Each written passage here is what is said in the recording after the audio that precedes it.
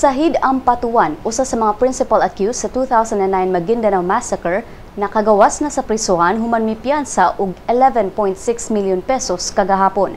Apan bisan pa man nga gawas nun kini, gidid-an gihapon si Ampatuan nga makagawas sa Pilipinas. Si Ampatuan kinsa gipriso sa Quezon City Jail mipiyansa og 200,000 pesos matag usa sa 58 ka mga murder cases nga gipasaka batok kaniya.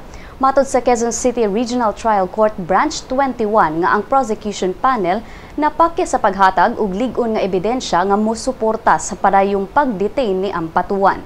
Apan bisan pa og nakagawas na kini, matod ni Attorney Elaine Tan sa Bureau of Immigration nga dunay hold departure order ang lower court batok kang Ampatuan.